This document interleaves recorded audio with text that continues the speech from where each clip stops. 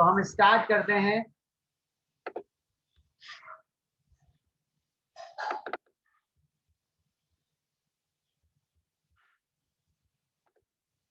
Okay ठीक है। अब फर्स्ट थिंग हम कह रहे हैं कायरल कार्बन। ठीक है, कायरल कार्बन की ही बात हो रही है। कायरल कार्बन होता है आपका sp3 हाइब्रिडाइजेशन। sp3 हाइब्रिडाइजेशन मतलब होता है उसकी स्ट्रक्चर है टेट्रागोनिकल। ठीक है, टेट्राहेड्रल। तो टेट्राहेड्रल में क्या होता है कि दो, सिंपली क्या होते हैं कि दो जो आपको पता ही है कि दो बॉन्ड जो होते हैं वो प्लेन में होते हैं। एक बॉन्ड जो होती है वो अबव द प्लेन होती है और एक बॉन्ड जो होती है वो बिलो द प्लेन होती है। तो सिंपली हम जब एक बार रिप्रेजेंट जो हम करने वाले हैं हम, ठीक है, तो उसके लिए इसमें हेल्प लेनी पड़ेगी हमको। तो 3D स्ट्रक्चर्स को हम डिस्कस कर रहे हैं। ठीक है, अब ये जो सॉलिड होता है, ठीक है, ये जो है सॉलिड, ये है डैश। ठीक है, दो होती है, ये हम यूज करते हैं एक फॉर्मूले में to represent 3D structure in 2D। ठीक है, हम जो पेपर पे यूज कर रहे हैं दैट इज 2D। तो हम 3D को कैसे रिप्रेजेंट कर रहे हैं with the help of this ways formula. Okay, अब दो चीजें हैं। सॉलिड जो वेज है, ठीक है, वो इंडिकेट करता है आउट ऑफ द प्लेन। ठीक है, प्लेन से बाहर आ रहा है कहाँ, टुवर्ड्स द ऑब्जर्वर। ठीक है, हमारी तरफ। आप अगर मोबाइल की स्क्रीन पे देख रहे हो तो एक बॉन्ड आपकी तरफ आ रहा है। Okay, then the dash thing. ठीक है, डैश अगर आपको दिखता है तो ये क्या होता है कि परपेंडिकुलर होता है and it is out of the plane, और मतलब इसमें हो जाता है अवे फ्रॉम द ऑब्जर्वर। तो मोबाइल स्क्रीन के अंदर से बाहर की तरफ जा रहा है वो बॉन्ड परपेंडिकुलर डायरेक्शन में सिंपली। ठीक है, तो ये चीज हमने देख रखी थी। अब इसमें जो चीज देखने लायक है वो ये है कि हम देखते हैं कार्बन। ठीक है, हमारा सिंपली ये कार्बन है, ये sp3 हाइब्रिडाइज है। अब यहाँ पर हम क्या एक्चुअली करने वाले हैं, हम इस, ठीक है, ऑलरेडी ये जो इमेज है 3D स्ट्रक्चर है, हमने इसको 2D में रिप्रेजेंट कर रखा है ऑलरेडी, लेकिन हम इस फॉर्म को थोड़ा सा कन्वर्ट करेंगे। ठीक है, थोड़ा सा हम अभी एक्चुअली फाइंड करेंगे कि अगर ये ऑप्टिकली एक्टिव है तो ये जो आपकी पीपीएल लाइट है, प्लेन पोलराइज लाइट, उसको क्लॉकवाइज रोटेट करेगा या फिर उसको एंटी क्लॉकवाइज रोटेट करेगा। ठीक है, हम इसको क्या करेंगे, थोड़ा सा कुछ चेंजेस करेंगे और फिर हम फाइंड आउट करेंगे कि मतलब कि ये क्लॉकवाइज रोटेट कर रहा है लाइट को या एंटी क्लॉकवाइज रोटेट कर रहा है। ठीक है, तो चलो स्टार्ट करते हैं।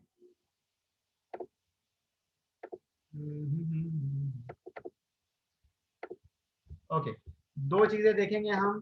फर्स्ट, अब रिप्रेजेंटेशन देख रहे हैं हम, representation of optical isomerism. Okay, अब इसमें हमको पहला क्या देखना है, तो पहला हमको देखना है वेज फॉर्मूला, जो कि अभी हमने देखा। सिंपली क्या करते हैं हम, इसमें यूज करते हैं सॉलिड और वेज, सॉरी सॉलिड और डैश। ठीक है, सॉलिड और डैश हम यूज करते हैं टू रिप्रेजेंट। और जो सेकंड चीज है हमारी, ठीक है, जो हमारी इंपॉर्टेंट है हमारे लिए और उसमें बहुत सारे क्वेश्चन जिसमें से आते हैं, ये वेज फॉर्मूला में सिर्फ हमको समझने की दिक्कत है। ठीक है, समझना है इसमें इंपॉर्टेंट है कि कौन सा बॉन्ड बाहर आ रहा है, कौन सा बॉन्ड अंदर जा रहा है। ठीक है, मॉलिक्यूल को समझना है आपको कि उसकी स्ट्रक्चर कैसी होगी। Second will be, okay, veg formula जो होता है वो आप यूज करते हो दैट इज इन 3D। ठीक है, वो हम सिंपली उसको 3D में रिप्रेजेंट करते हैं। ओके, अब हम जितने भी क्वेश्चन सॉल्व करेंगे कि लाइट को वो क्लॉकवाइज रोटेट करेगा या एंटी क्लॉकवाइज करेगा, तो उसके लिए हम यूज करते हैं RS नोमेनक्लेचर। नोमेनक्लेचर, ठीक है, वापस आ गया नोमेनक्लेचर। ओके, हमने जब हम नोमेनक्लेचर सॉल्व कर रहे थे तब आपने देखा होगा कि बहुत सारे क्वेश्चन आ रहे थे जिसमें आर आ रहा था या फिर एस लिखा हुआ आ रहा था उस कंपाउंड के आगे। तो आर और एस इज नथिंग। ठीक है, आर मतलब होता है कि पीपीएल लाइट को उसने क्या करा, क्लॉकवाइज रोटेट कर दिया, और S is your PPL light को एंटी क्लॉकवाइज रोटेट कर दिया। तो जो हमारे कंपाउंड होते हैं इसका भी हम मतलब कि अगर वो ऑप्टिकली एक्टिव है तो हम उसके आगे आर और एस लगा देते हैं, ताकि उससे हमको पता चल जाएगा, आइडिया लग जाएगा कि जो हमारी लाइट है वो कैसे रोटेट हो रही है। तो ये आर अगर होगा तो क्लॉकवाइज रोटेट होगी, क्लॉकवाइज ठीक है, क्लॉकवाइज को मैं लिखूंगा CW, आप याद रखना, क्लॉकवाइज इतना बड़ा नहीं लिखूंगा मैं, डायरेक्ट लिख दूंगा CW।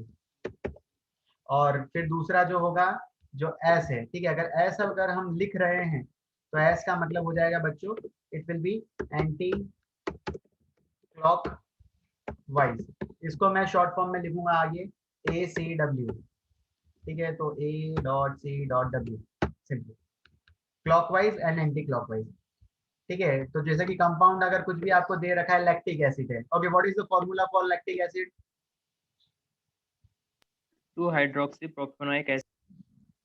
ठीक है, हर लास्ट टाइम भी इन्हीं ने ही आंसर दिया था, बाकी सबको तो अभी तक याद ही नहीं हुआ है। Lactic acid is 2 hydroxy propanoic acid simply.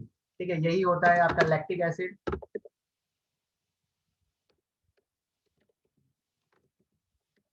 Okay, अब ये जो लैक्टिक एसिड होता है, इसकी अगर आप आगे आगे आपने लिख दिया अगर आर, कि आर जो है आपका 2 हाइड्रोक्सी प्रोपेनोइक एसिड, अगर आपने कंपाउंड अगर ऐसा आपको लिखा हुआ मिल जाता है तो इसका मतलब कुछ नहीं होता है।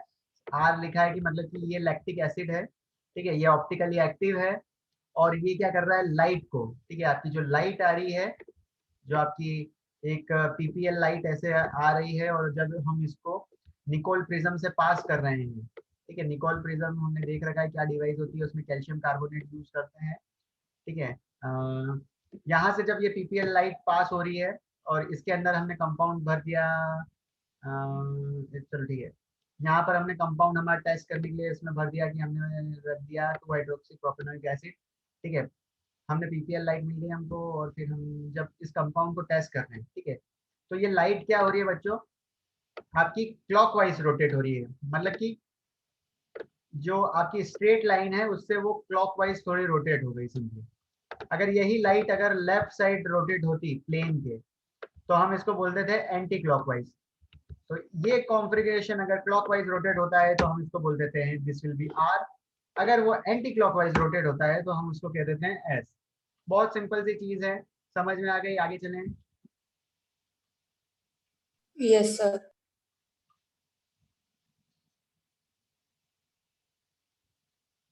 ओके, ठीक है, चलो मिटाते हैं, स्क्रीनशॉट ले लेना दिग्विजय। Yes sir.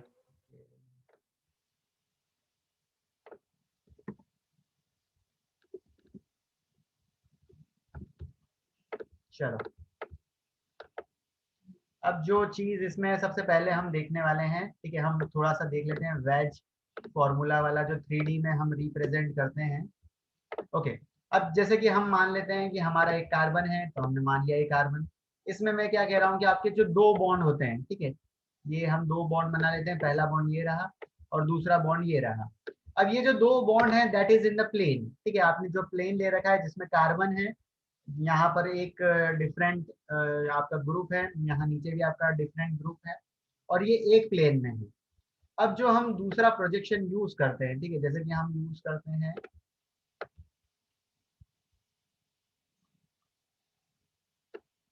एक हमने ये ले लिया,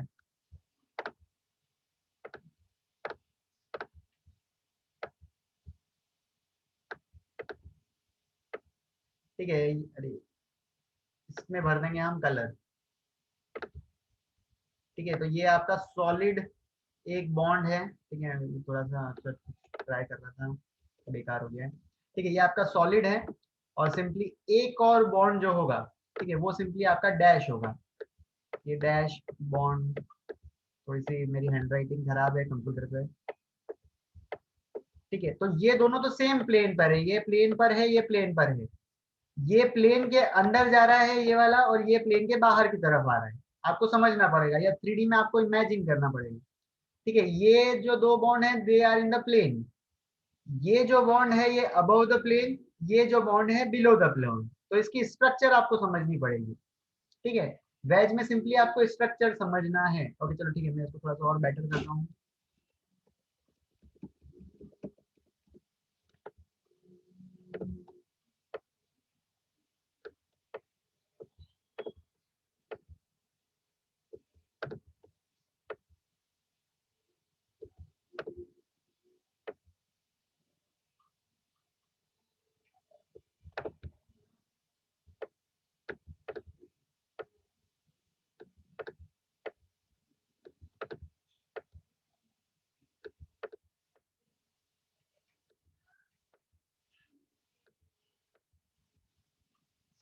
ओके, अब जैसे कि हम एग्जांपल देखते हैं, सिंपली इसका मतलब होता है इनसाइड द प्लेन। मैं एक बार लिख देता हूँ, इनसाइड द प्लेन, और इस बॉन्ड का मतलब होता है outside the plane, outside the plane,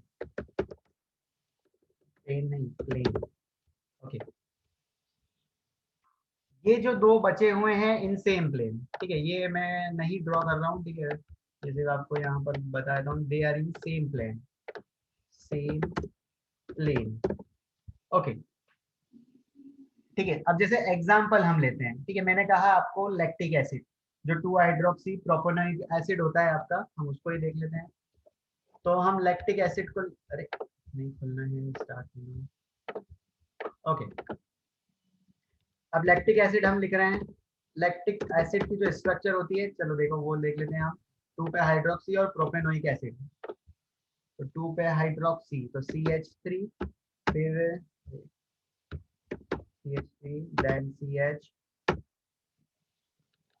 then COOH।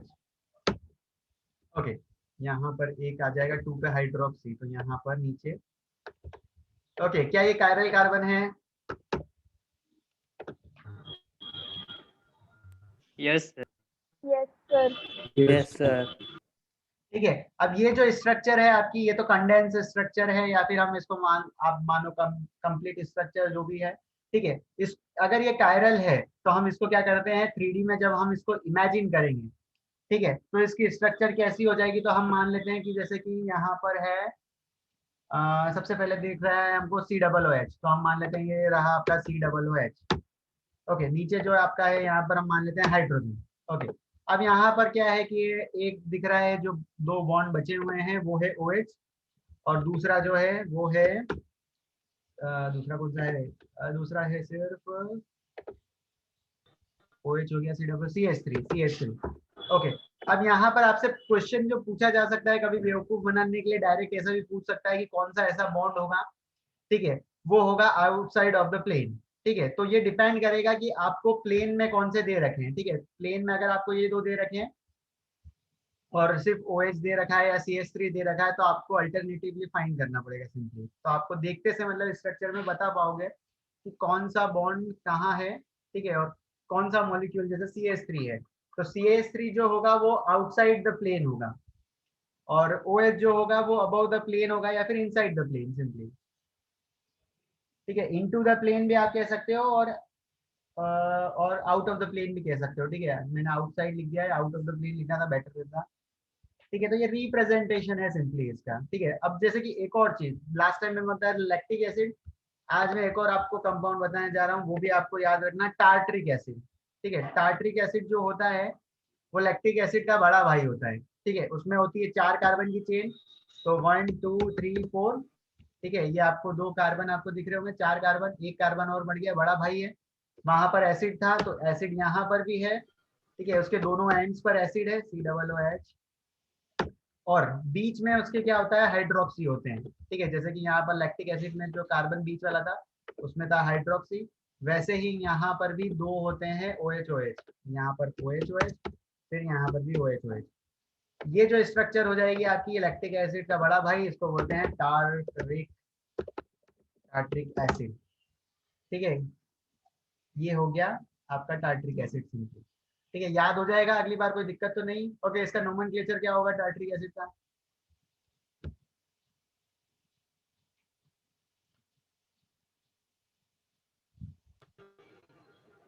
2,2 hydroxy bute 1,4 dioic acid। Very good, 2,3 di hydroxy, और ये हो जाएगा butanoic acid, di butanoic acid, 1,4 di butanoic acid. Okay, चलो ठीक है। अब हम मिटाते हैं इस चीज को। ओके, ये हमारा कार्बन है, यहाँ पर अब टार्ट्रिक एसिड हम बनाते हैं। ओके चलो ठीक है, टार्ट्रिक एसिड बनाने के लिए हमको करना पड़ेगा, इसको हम बना देते हैं सॉलिड। ठीक है, ये सॉलिड है, और इसको हम कर देते हैं डैश, डैश।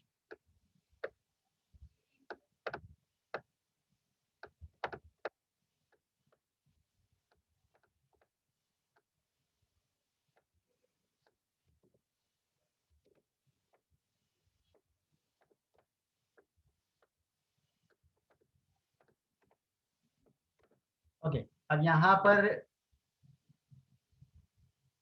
सी डबल बॉन्ड ओ एच यहाँ पर ले लेते हैं हम। ओ एच भी बाहर साइड बना दो, कोई दिक्कत नहीं है। एक हाइड्रोजन बॉन्ड बना देते हैं, यहाँ कार्बन से कार्बन के बीच में होगा सिंगल बॉन्ड, यहाँ पर भी एक स्टार लगा दो। सेम स्ट्रक्चर जैसे यहाँ पर बना रखी है हम इसके ऊपर बना देंगे। 2 कार्बन होंगे, कायरल कार्बन होंगे, यहाँ पर हो जाएगा सी डबल ओ एच। नीचे की तरफ हो जाएगा सेम वैसी की स्ट्रक्चर जो कि लेफ्ट साइड में हुई थी वैसी हो जाएगी right side.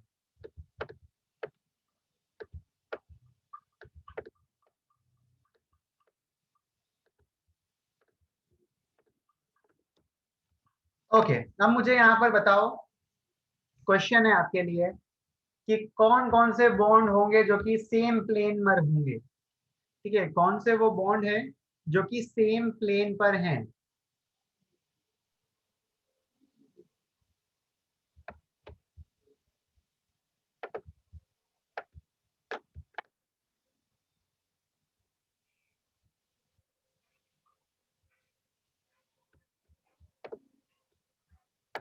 Sir COOH COOH और OH और OH। COOH और OH। नो सर, दोनों COOH सर। एक प्लेन पे और दोनों OH एक प्लेन पे। अच्छा ठीक है, मतलब कि एक प्लेन पर होंगे। ठीक सर है, वो ऐसा भी हो सकता है ना, COH और OH एक प्लेन पे, ओके मतलब आगे पीछे। ठीक है, मैंने आपको ये बताया था कि जैसे कि ये अगर बॉन्ड दिख जाता है तो ये हो जाता है इनटू द प्लेन, अगर ये दिख जाता है तो ये कुछ दिख जाता है आउट ऑफ द प्लेन। मैंने आपसे पूछा सेम प्लेन पर कौन कौन से बॉन्ड होंगे। तो पहला मतलब कि बॉन्ड जैसे मैं चाह रहा था कि ये कार्बन कार्बन के बीच में जो बॉन्ड है वो सेम प्लेन पर है। यहाँ पर मैंने एक चीज जो ड्रॉ नहीं करी है वो है हाइड्रोजन। तो यहाँ पर जैसे कि मैं हाइड्रोजन ड्रॉ कर देता हूँ कि हाइड्रोजन कार्बन हाइड्रोजन के बीच में जो बॉन्ड है, ठीक है, वो भी सेम प्लेन पर होगा। ये एक तो कार्बन कार्बन का बॉन्ड जो है वो सेम प्लेन पे है, और दूसरा जो बॉन्ड है कार्बन हाइड्रोजन का वो भी सेम प्लेन पे है। ठीक है, अब जो कार्बन और कार्बन के बीच में डबल बॉन्ड है, सॉरी कार्बन और सी डबल ओ एच के बीच में जो बॉन्ड बन रहा है ये वाला, ठीक है, ये वाला बॉन्ड और ये वाला बॉन्ड, ये हो जाएगा आपका simply into the plane, sorry out of the plane, और ये वाला हो जाएंगे दोनों इनटू द प्लेन सिंपली। ठीक है, तो ये सिंपली टार्ट्रिक एसिड का आपका रिप्रेजेंटेशन था। ठीक है, इसमें कोई दिक्कत नहीं आएगी, आपको सिर्फ समझना है। ठीक है, एक बार आप देख लेना कि कौन सा सॉलिड होता है और कौन सा वेज होता है। अब हम आ जाते हैं सेकेंड पार्ट पर, दैट इज फिशर प्रोजेक्शन। ठीक है, फिशर प्रोजेक्शन पर हम आ जाते हैं, अब स्टार्ट करते हैं फिशर प्रोजेक्शन। ओके, अब मैं नेक्स्ट टाइम टार्ट्रिक एसिड पूछूं तो वो भूल मत जाना। ठीक है, बड़ी मुश्किल से याद होते हैं ये चीजें। ओके, टार्ट्रिक एसिड कौन से कंपाउंड में होता है ये भी मेरे को बता देना बाद में।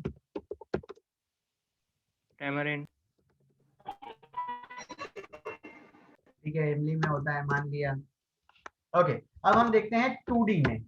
अभी जो हमने 3D चीज देखी थी, ठीक है, सिंपली हमने जो लैक्टिक एसिड देखा था, लैक्टिक एसिड वापस आ सकता है क्या? ओके, लैक्टिक एसिड हमारा वापस आ चुका है।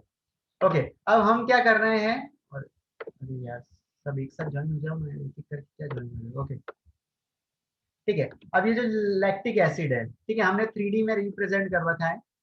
अब जब हम इसको 2D में रिप्रेजेंट करते हैं तो सबसे पहले हम बनाते हैं एक प्लस। क्या बनाते हैं? प्लस बनाते हैं। ये जो मेन आपको जहां क्रॉस दिख रहा है यहाँ पर होता है आपका स्टीरियो कार्बन, या फिर स्टीरियो सेंटर, या फिर कायरल कार्बन। 2 मिनट रुक जाना, मेरी बैटरी जाने वाली है, चार्ज से ऑन कर दूं।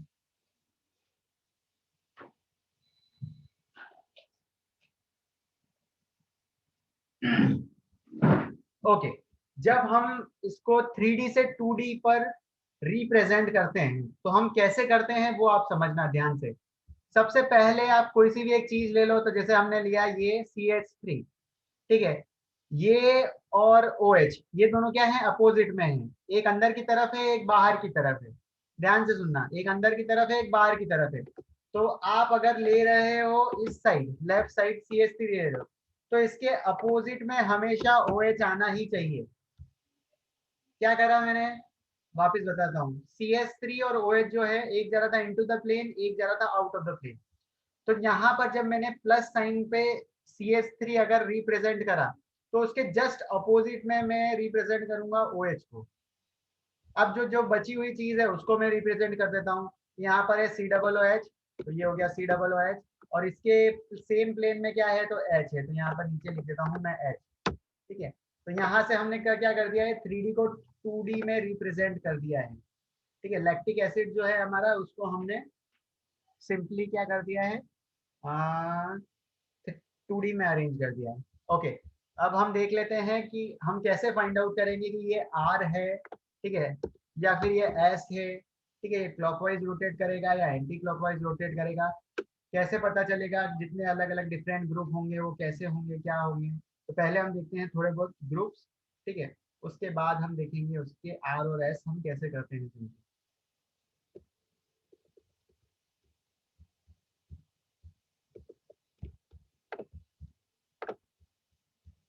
ये साइड हट जा।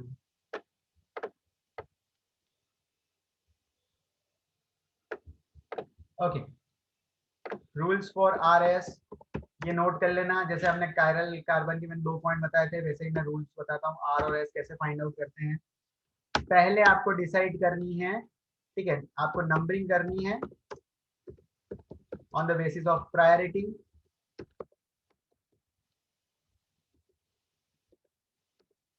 प्रायोरिटी देनी है किसके बेसिस पे देनी है, तो atomic,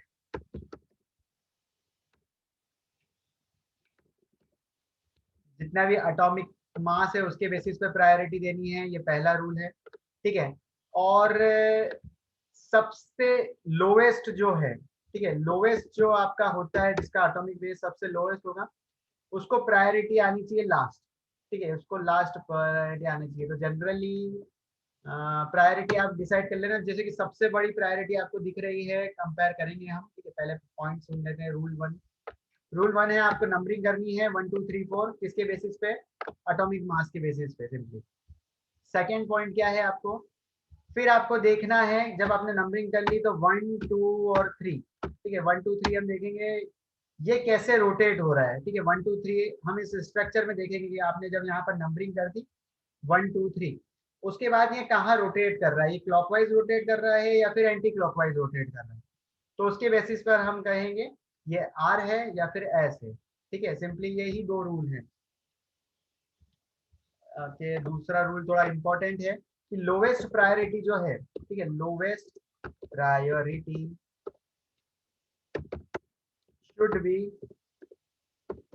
should be on vertical line, on vertical line। समझ में आया? पॉइंट नंबर 1 क्या है, रिपीट कर दो कोई। numbering Numbering on and the basis priority of atomic mass. Okay, ठीक है, Brunel repeat this. Numbering on the basis of atomic mass. ठीक है,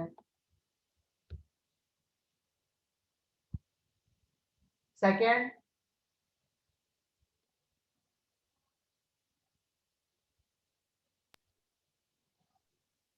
lowest priority must be on vertical line। Fantastic. ठीक है, ये क्या होती है ये मैं आपको एग्जांपल हम सॉल्व करते हैं, उसके बाद मैं आपको बताता हूँ। इसमें जो क्वेश्चंस आते हैं RS में, तो आपसे पूछा जाता है जब नोमेनक्लेचर आप इसका करो और बताओ कि ये R है या फिर ये S है। ठीक है, सिंपली यही क्वेश्चन आता है। तो चलो करते हैं क्वेश्चन, कहाँ दिक्कत है हमको, क्वेश्चन करना स्टार्ट करते हैं। ओके, पहला क्वेश्चन है आपका ये आपके स्क्रीन पर। ये एक कंपाउंड है आपका, इसमें एक ही कायरल कार्बन है, तो 100% ये है ऑप्टिकल एक्टिव। एक साइड दे रखा है आपको OH, एक साइड दे रखा है COOH, एक साइड दे रखा है आपका क्लोरीन, और नीचे साइड जो आपको दे रखा है वो दे रखा है CH3।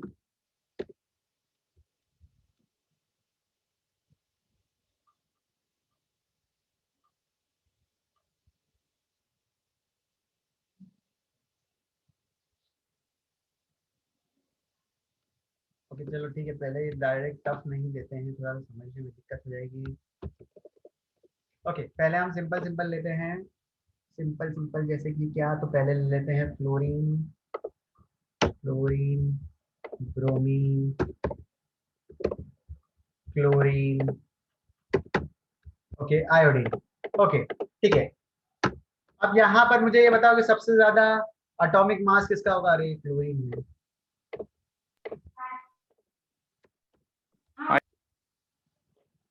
आयोडीन का होगा। आयोडीन। आयोडीन। ठीक है आयोडीन। ठीक है, आयोडीन का होगा तो इसको कर दो 1 नंबर। उसके बाद किसका होगा? ब्रोमीन। ब्रोमीन। ब्रोमीन। तो ब्रोमीन को कर दो 2 नंबर। ओके, उसके बाद किसका एटॉमिक मास होगा? Chlorine. Chlorine. Chlorine. Chlorine. Chlorine को कर दो 3 नंबर। उसके बाद लास्ट वाला जो होगा क्लोरीन। वो हो जाएगा फ्लोरीन। क्लोरीन। ठीक है, उसको दे देंगे हम 4 नंबर। ओके, जैसे ही आपने नंबरिंग कर ली है 1 2 3 4, आपको चेक करना है कि 4 नंबर जो है वो वर्टिकल लाइन में आना चाहिए। कहाँ आना चाहिए? On the vertical line. तो ये वर्टिकल लाइन में ही है 4 नंबर। ठीक है, अब हम क्या करेंगे, इसको सिंपली हम देखेंगे कि 1 2 3 जो है वो कैसे रोटेट हो रहा है। तो 1 से चला 2 की तरफ, 2 से चला 3 की तरफ, 3 से चला 1 की तरफ। तो आपको ये कैसा दिख रहा है, क्लॉकवाइज या anti clockwise? Anti clock. Clockwise. Okay, ये हो रहा है एंटी क्लॉकवाइज। एंटी क्लॉकवाइज का मतलब क्या होता है, आर या एस? एस। ठीक है, एस। तो ये जो स्ट्रक्चर आपकी हो गई है ये सिंपली हो गई है एस। ठीक है, ये आपकी एस स्ट्रक्चर है।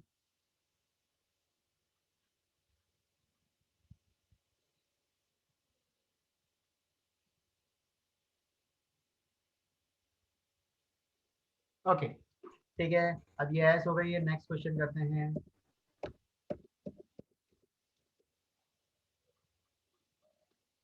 अगर यहाँ पर है CH3, यहाँ पर है OH, यहाँ पर है हाइड्रोजन, यहाँ पर है आपका CHO। ओके, अब बताओ, अब नंबरिंग करो और उसके बाद आप बताओ मुझे आर है या एस है। पर्सनली मैसेज करना या फिर बता दो पता चल रहा हो तो।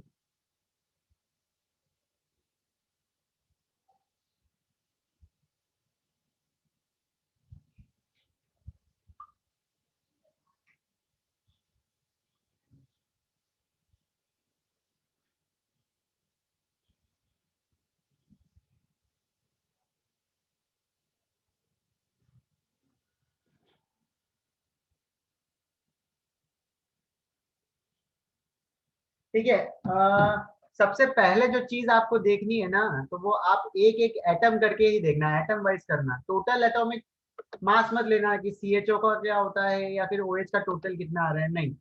आपको एक एक कार्बन से करना है। जैसे कि ये आपका स्टीरियो कार्बन है, एक और क्वेश्चन में कर देता हूँ, ये आपका कायरल कार्बन है। इससे अटैच जो है सबसे पहले कि यहाँ ऑक्सीजन है, यहाँ पर कार्बन है और यहाँ पर भी कार्बन है। तो कार्बन और ऑक्सीजन में एटॉमिक मास किसका ज्यादा होता है? ऑक्सीजन। ऑक्सीजन। ओके, तो ऑक्सीजन का होता है, तो इसको आपने दे दिया 1 नंबर। ओके, फिर यहाँ पर दोनों साइड कार्बन है। कार्बन के बाद दूसरा एटम आप चेक करो कि यहाँ पर तो हाइड्रोजन है, यहाँ पर है ऑक्सीजन। तो ऑक्सीजन का एटॉमिक मास ज्यादा होता है, तो इसको प्रायोरिटी दे दी आपने 2 नंबर। ओके, फिर मतलब कि उसके बाद बचा है ये, तो इसको दे दिया 3 नंबर। हाइड्रोजन की प्रोबेबिलिटी तो आप याद ही रखो कि सबसे कम ही होती है। ठीक है, सबसे एटॉमिक कम वेट अगर जिसका है, एटॉमिक मास कम जिसका है, वो हाइड्रोजन का है। ठीक है, तो ये आपको याद रखना पड़ेगा कि हाइड्रोजन का सबसे कम है, तो इसको हमेशा 4 नंबर ही मिलना चाहिए। ठीक है, 4 नंबर मिलना चाहिए। तो इसकी पोजीशन कहाँ होनी चाहिए? सेकेंड रूल नंबर क्या था? Vertical line. Vertical line. ठीक है, तो हाइड्रोजन यहाँ पर आपके है वर्टिकल लाइन में सिंपली। ओके, तो इसका मतलब है ये स्ट्रक्चर करेक्ट है, आपको कोई दिक्कत नहीं आएगी। सबसे पहले 1 2 3 कैसा रोटेट हो रहा है? 1 से गए 2 के पास, 2 से गए 3 के पास, 3 से वापस गए 1 के पास। 1 2 3 1 2 3 कैसा रोटेट कर रहा है ये? क्लॉकवाइज। क्लॉकवाइज। ओके, क्लॉकवाइज करता है, तो कॉन्फ़िगरेशन कौन सा हो जाता है? आर। आर। सिंपली तो ये आपका हो गया आर कॉन्फ़िगरेशन। ठीक है, आपको यही फाइंड आउट करना पड़ता है। प्रायोरिटी दे दो, नंबरिंग कर दो। नंबरिंग के बाद आपको ये देखना है कि लोवेस्ट जो है, ठीक है, जो 4 नंबर पे आ रहा है, लोवेस्ट प्रायोरिटी जिसकी है वो होना चाहिए वर्टिकल ग्रुप पे। ओके, अगर वो वर्टिकल ग्रुप पे नहीं होता है, जैसे कि यहाँ पर हमने जो चीज ले रखी थी, ठीक है, यहाँ पर हाइड्रोजन होता अगर इस लोकेशन पे, और यहाँ नीचे साइड होता है CH3। ओके, अब इसको सॉल्व करो, ये क्या हो जाता है आपको पता चलेगा। ठीक है, पहले ये R था, अब आप करके देखो ये क्या हो जाएगा जब ये वर्टिकल पे होगा, मैं आपको बताता हूँ। वही ना, अरे सॉरी, CH3 हो गया, यहाँ पर CHO है, CHO। ओके, पहले ये था R। ओके, अब हम करके देखते हैं। ठीक है, जब हम प्रायोरिटी दे रहे हैं तो सबसे पहले प्रायोरिटी O को गई 1, फिर गई इसको 2, और इसको गई 3। क्या गई, इसको 3 नंबर चले गया। ओके, 1 2 3 1 2 3 कैसे रोटेट हो रहा है, 1 2 3 1 2 3 1 2 3 1 2 3। ओके, कैसे रोटेट हो रहा है ये, Clockwise. Clockwise. अब ये हो रहा है बच्चों आपका क्लॉकवाइज रोटेट हो रहा है। क्लॉकवाइज का मतलब है ये हो गया आपका R कॉन्फ़िगरेशन। ठीक है, R, लेकिन बच्चों ये R नहीं है। ठीक है, मैंने आपको कहा था कि लोवेस्ट नंबर जो है आपका 4, वो होना चाहिए आपका वर्टिकल पोजीशन पे, जो कि है हॉरिजॉन्टल पोजीशन में। तो जो भी आपका आया है, ठीक है, जैसे R आया है आपका, तो आपको इसका करना पड़ेगा इनवर्स। ठीक है, आप इसका क्या करोगे, इनवर्स। तो कॉन्फ़िगरेशन जो होगा आपका इस कंपाउंड के लिए, वो हो जाएगा आपका एस कॉन्फ़िगरेशन। ये जो घूम रहा है वो एंटी क्लॉकवाइज घूम रहा है, और इसका कॉन्फ़िगरेशन एस है। ठीक है, क्यू है क्योंकि यह लोवेस्ट प्रायोरिटी जो हाइड्रोजन है, lowest priority is on vertical line. अगर वर्टिकल लाइन में होगा तो वो कॉन्फ़िगरेशन चेंज हो जाता है सिंपली। ठीक है, समझ पा रहे हो? Yes sir. सर वो एटॉमिक मास की Yes. प्रायोरिटी फिर से समझा मैं। ओके, ठीक है, अगर आपका लोवेस्ट प्रायोरिटी अगर वर्टिकल की जगह हॉरिजॉन्टल लाइन पर है, तो यहाँ पर आप देख सकते हो हाइड्रोजन जो है 4 नंबर जो आपने दिया है, मैंने कहा था वो वर्टिकल लाइन पे होना चाहिए, लेकिन यहाँ तो हॉरिजॉन्टल लाइन पे। अगर ऐसी कंडीशन आ जाती है तो आपका जो कॉन्फ़िगरेशन आ रहा है, जैसे आपका आ रहा है, तो आपको चेंज करना पड़ेगा उसको एस में, कि वो तो एस है सर, सिंपली।